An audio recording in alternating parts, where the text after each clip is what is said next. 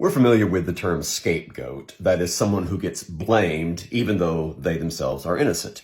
Now, scapegoat comes from Leviticus chapter 16.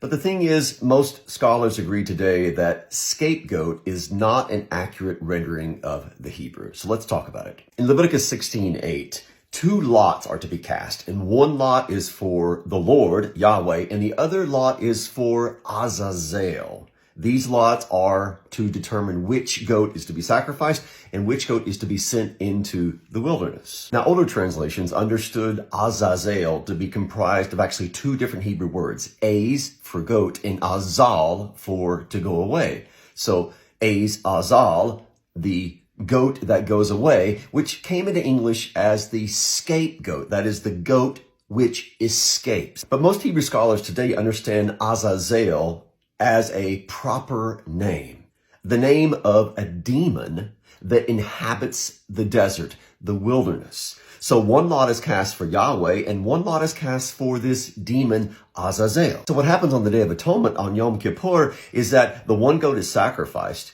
and then on this other goat for Azazel, the high priest places his hands on the head of that goat and confesses the sins that, this is important, that have already been atoned for by the death of the first goat. Then the goat for Azazel is sent into the wilderness, into the very turf of this devil, Azazel, bearing the sins that have already been forgiven. The goat for Azazel, therefore, carries the message that the devil cannot hold the sins of the Israelites against them. Why? Because they've already been atoned for by the death of the first goat, the goat for Yahweh.